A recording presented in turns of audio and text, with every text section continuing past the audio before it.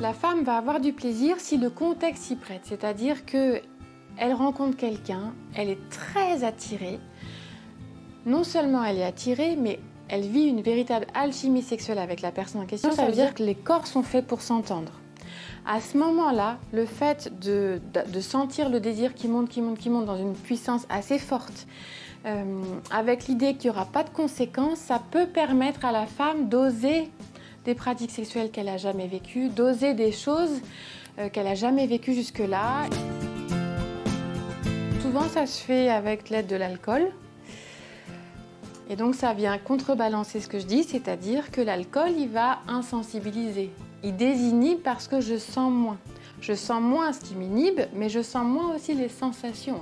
Si je vis un coup d'un soir avec pas mal d'alcool, d'abord, je vais moins être en capacité de dire non s'il y avait un souci. Et puis surtout, mes perceptions vont être beaucoup moins fortes. Donc, pourquoi pas un coup d'un soir si c'est votre souhait, mais à condition que vous soyez un peu éveillé et puis que ça soit dans ce contexte-là. Vous avez vraiment un fort désir.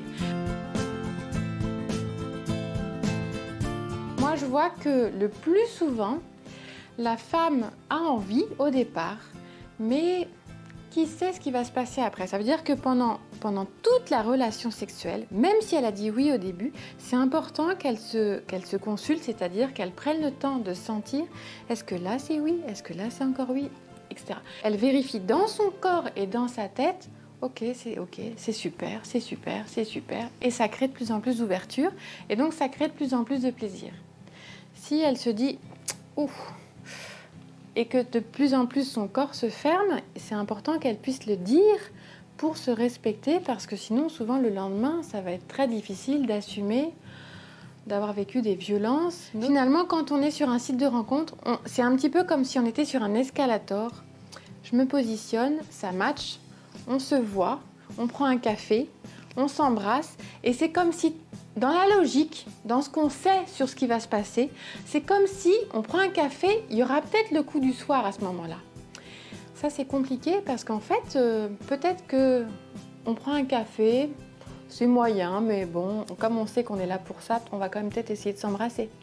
On s'embrasse, c'est moyen. Est-ce qu'elle va oser dire à ce moment-là « Non, j'ai pas envie d'aller plus loin ». En fait, plus on avance, plus on grimpe, plus c'est difficile de faire un pas de côté, de dire finalement au revoir, non merci. C'est pas parce que je dis oui au début que je dois dire oui sur tout le long. Effectivement, je l'ai voulu au départ, mais c'est pas pour ça que je dois payer après si finalement je sens que l'alchimie des corps se fait pas, que l'entente se fait pas, que en fait je vibre pas et que j'ai juste envie que ça s'arrête là.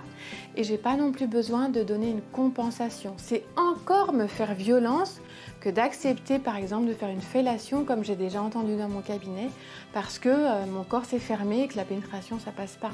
C'est encore me faire violence, c'est toujours être dans le non-respect de soi.